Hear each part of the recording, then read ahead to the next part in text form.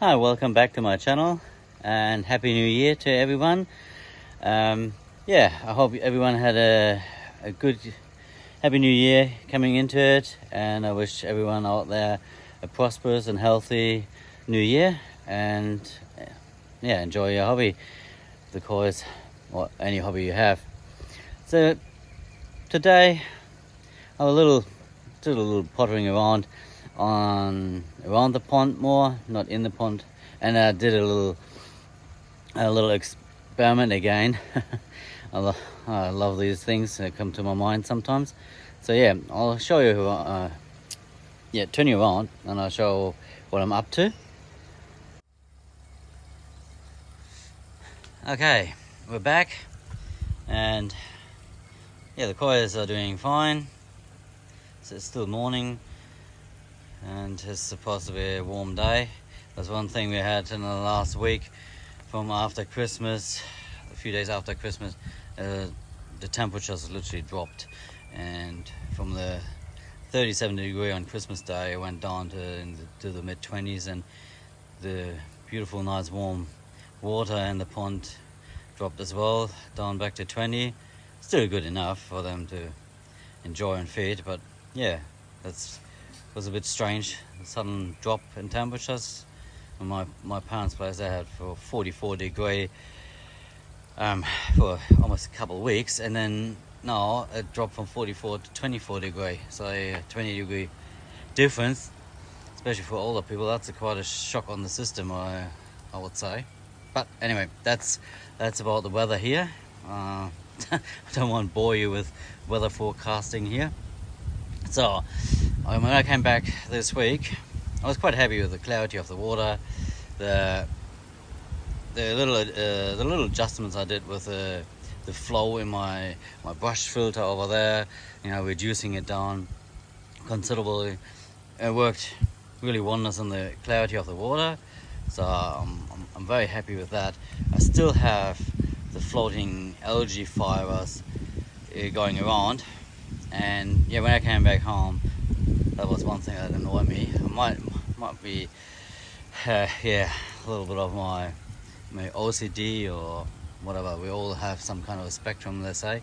So my OCD it's not 100% clear or perfect. So in the year, I had a little drama Christmas Day.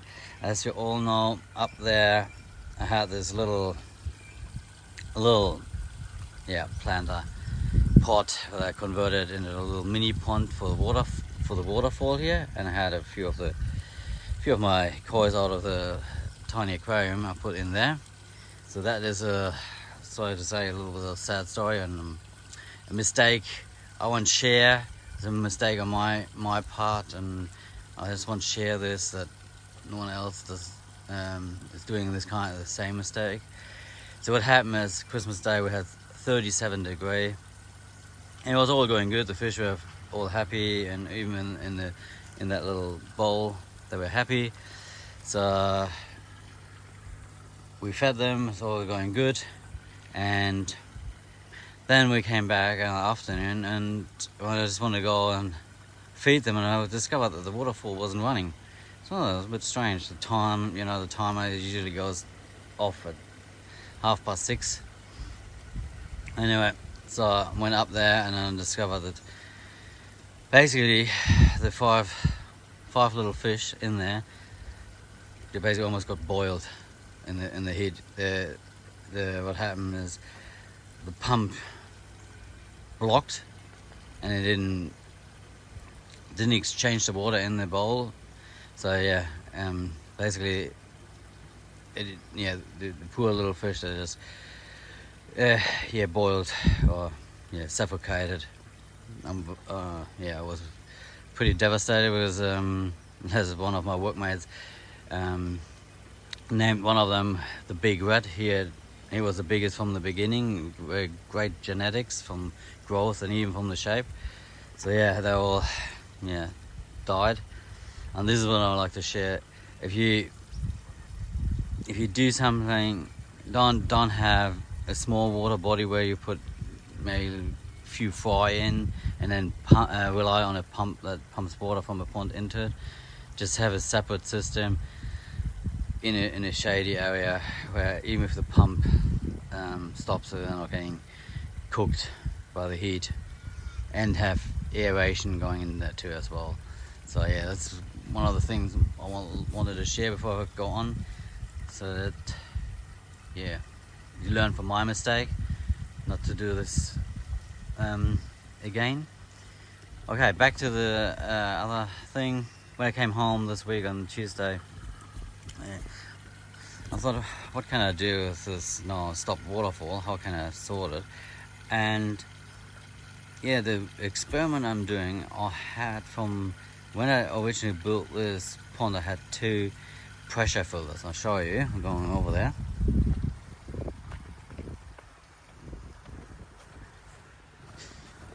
So I had two of these. It's pretty hard to now to see. 2 of these pressure filters. Let's see if I can zoom in on them. The aquascape pressure filters, but they're not your normal pressure filter. In them you have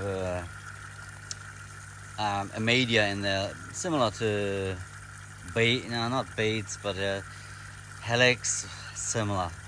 They're more coarse, plastic media, and you can turn the flow around with all the filters, and then like a bead filter, you flush them out so they don't block up like foam filters. So when I saw them, I thought that's a great idea, and they have an UV light in there too, very strong amalgam UV light. So I thought, well, I got these 2 filters from the original filter build on this pond.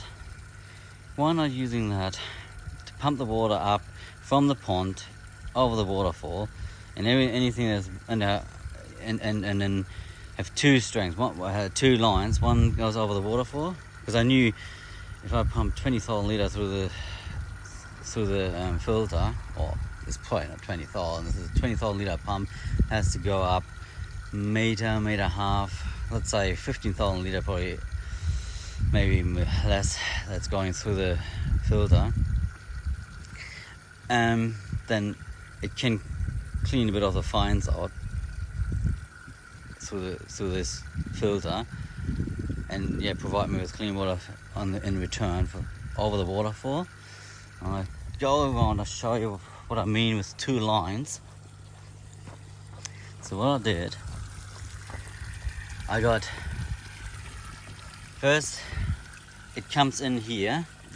And this is all temporarily. This is an experiment, a trial I'm doing. I'll say this straight away. There, down there, on this hose here, there's a pressure hose, 40 mil, is the 20,000 litre Pond Max, or what do you call them in Europe, Evolution Aquas pump, but not a vary pump. It's 1 speed only. It's hanging down there in the middle of the pond, so it's suspended, sitting on the old skimmer pipe. Because if you guys who followed me from the beginning, here used to be a wild skimmer floating, and then I changed it around because didn't get enough draw through the system, and yeah, found it then unnecessary, and it works without. But the pipe work is still there at the moment, blocked off, but the pump is sitting in the same level as the pipe work, so it draws the water from the middle of the water column up, hopefully with all the fines, goes into the pressure filter up there, through all the beads that are in there, then through the UV light, and then it returns. You see the black hose there, that hose goes to the waterfall, and then this other grey hose returns to the pond as another return, because the waterfall can't handle the entire flow. When I had it I knew that from the beginning, but I tested it and turned this line off and let everything go over the waterfall, and it's just, yeah, it's a torrent that comes down. So I reduced the flow over the waterfall, and then this returns underneath the bridge and then gets another flow through the pond. So my idea is, if this works, I will make this a permanent fixture, but the pump will then go in there where the skimmer pipework, the old skimmer pipework is coming out. That's where then the pump gets connected. They'll have to somehow find a way to dig a pipe underneath the concrete pathway and then go up here. And what I want to do is put a planter area here, a water planter area with PCB basket plants in there, and then it returns over the waterfall back, plus maybe another return here. But yeah, that's the plan. By the end of summer I'm doing that, in the autumn when it's not so hot, and I have a few other plans I need to do first. But yeah, this is an experiment. If this works, then it will become a permanent feature. Basically, the water gets drawn in from the skimmer line there via a pump in that filter house there, chamber. It returns under the concrete, goes all the way along here, comes out there. I will use a pressure filter to do a pre-clean. Then the water returns through a trough with water and BCB water plants, a BCB basket with plants in them to suck all the nitrates out, and then return via the waterfall. That is the plan. So that's what I'll do probably more in autumn. But that is my one experiment I started this week, and so far I'm very, very pleased with it. Not that it has sucked a lot of the algae fibers out, not that I can see the big difference, but that could be another reason I'm coming to in a minute. But it gives me this waterfall again, and it's a nice background noise. Background noise. Okay, that was that one thing I wanted to touch on. The other thing I'm planning today, in a minute, is this sunshade sail. That's too small. I'm not happy. I bought it yesterday, a bigger one. It's that I want put up today, and the shade will basically cover the entire pond. And I filmed it when I put it up, so that most of the sun that at the moment bolts into the pond from, yes, you can see basically now it's let's say it's 8 o'clock in the morning till 2-3 o'clock. It just pounds the pond with full on sun, and yeah, I think that's the main reason I have all the algae fiber floating in there. So that sunshade sail will come and cover the entire pond. There's still enough sun coming in, but it's the majority of sun will, I hope at least, be blocked out. And this is why I put these beams in last night with a lot of concrete, a lot of hard work. They're pretty solid. There's old JR beams are out here on the block. One there and one here. And then I put this side shell goes nicely over and hopefully blocks it out. Plus this time it will be a black one and not one of these sand color or beach, whatever will have the fancy color names for. Because this is another thing, that color of this shade sail, I'm pretty sure it gives me a little of a yellow tinge in the pond. Because when in the morning when the sun is not fully up and even at night, that water, even down on the bottom, is crystal clear. The white of the fish is white, but as soon as the sun shines through that sage shell, they become more like a yellowish tinge. Not extreme, but it annoys the hell out of my OCD, I tell you that. So yeah, that is this little project for today, and I'll come back to you when I put the sage shell on, and yeah, see you in a bit. Thanks. One more thing I wanted to share about the sad news we had before with the died koi fry or fish in that little bowl. When I put them first in, I had an escapee. When I was still adjusting the flow, that little pot overflow once, and I tried to show you, there was one escapee, and he's basically the lucky one of the lot. I hope you can see him over there. He escaped into the main pond, and he's a very smart one. He escaped into the separate area here that is separated from the big koi to protect the water lily. Yeah, and he's quite a good looking one.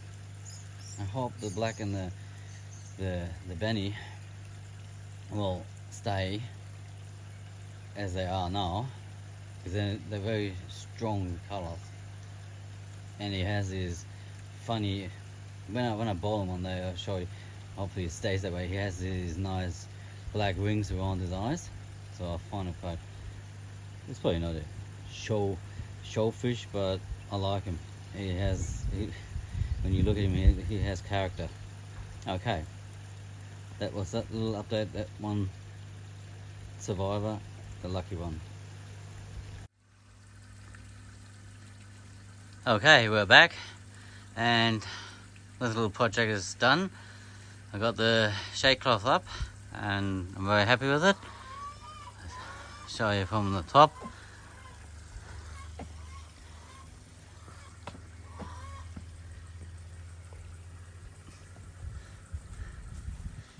So yeah, it does the job as I wanted. It puts now the majority of the pond into, gets in shade, but it will probably during the next hour or so get a bit sun in this corner and there again. So during the morning till about probably lunchtime, this will be mainly shaded, and then while the sun is moving around, this then all becoming shaded, and I hope that will help with the koi's appetite or feeding. I have a feeling that they're not keen on feeding in the bright sun, because I watched them a couple of times now, and every time during the day, because my feeding starts now lunchtime, 12 o'clock, and then goes to 5 o'clock, and about 4 feeds at the moment.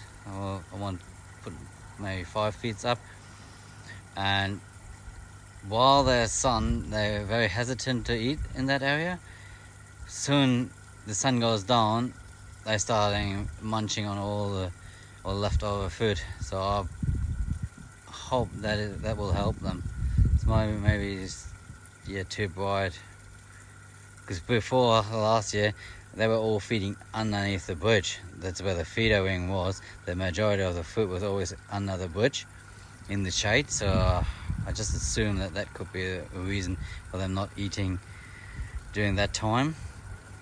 But as well, a comment from one of the subscribers was saying, and I agree with them, they might have too much food, natural food in the pond with all the algae plus the plants they're growing on the side.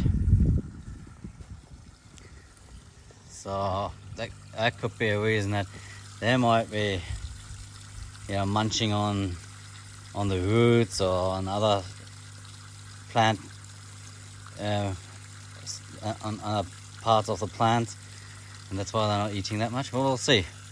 But I'm very happy. So as you can see now, the pond is in a shade here, and what I can observe from the fish, they're much more relaxed now in this area. They're coming back into this area.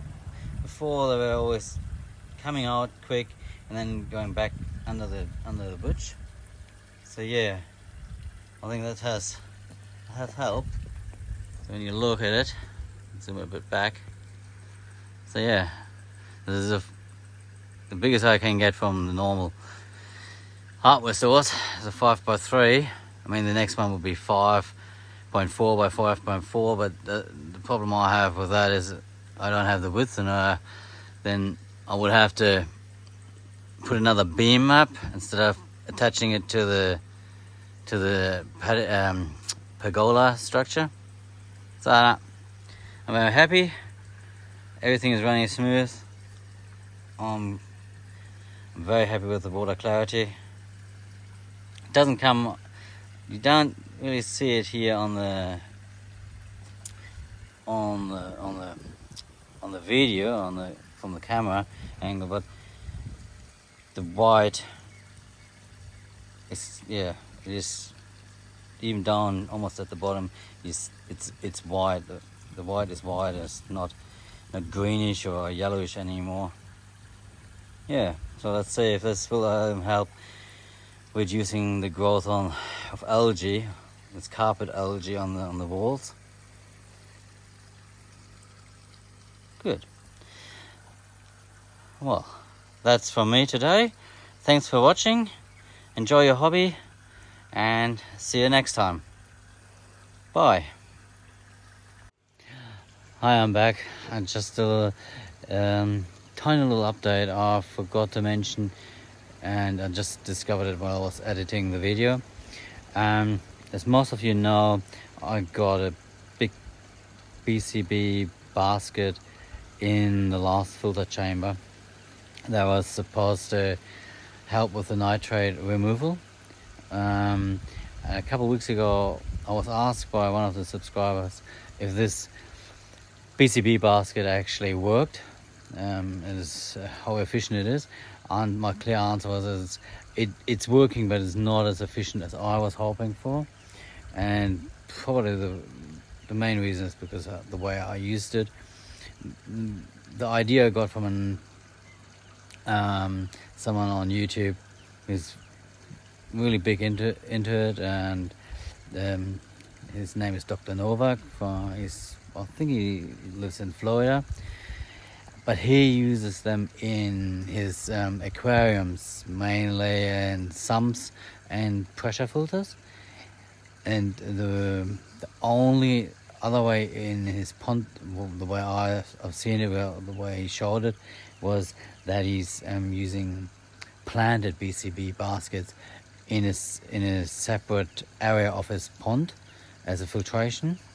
And that is the reason why I mentioned before, I'm going to build this trough up in the towards the waterfall, and that will be then all that big basket will come out and go into tiny little planted baskets, and in that trough I will then have as well water lettuce and other nitrate eating plants basically. So that is what forgot to mention, that the basket in my filter chamber, it works, but it's not as efficient as I was hoping for.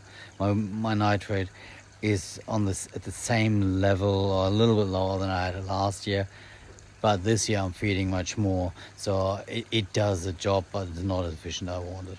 That's just a little tiny update on that part before I forget it.